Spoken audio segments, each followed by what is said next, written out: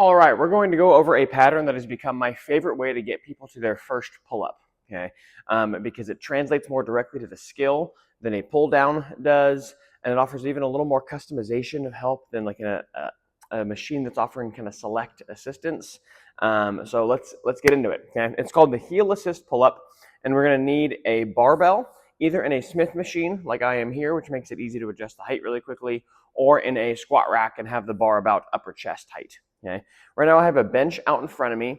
It doesn't have to be a bench. It might be a weight plate, might be a plyo box. We'll talk about different height options in a second. Okay, but for now I have a bench. What you're going to do is get your hands a little wider than shoulder width. We're going to pull those shoulders down to engage our lats.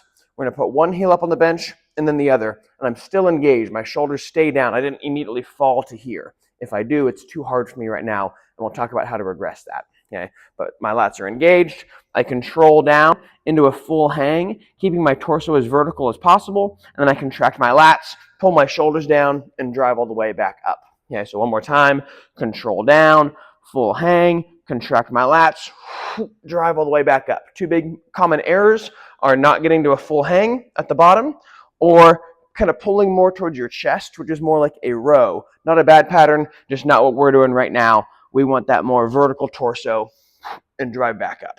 Okay, so say that's too hard. I can't get full range repetitions right now. Well, what we can do is lower this down a little bit. So this bench goes to a decline angle, so I can do that. You also might want to use a weight plate for a lower target. Okay, but the lower your feet are, even if they were all the way on the floor, that allows more lower body help.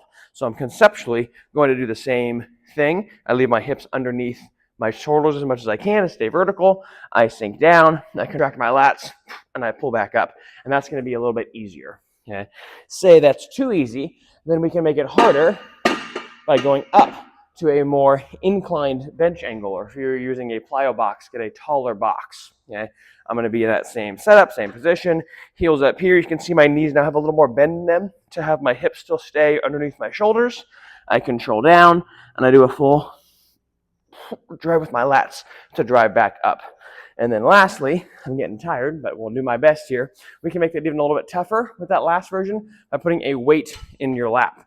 So say I kind of get into this squat position, have the weight in my lap, kind of bring my legs up here, get to my full hang, and then contract my lats and drive back up. And so my bench here is about 15 degrees there, so just a slight incline. And even with 10 pounds in my lap, that feels pretty dang similar to a full pull-up. Okay? So again, I like this version for transfer because it's scalable.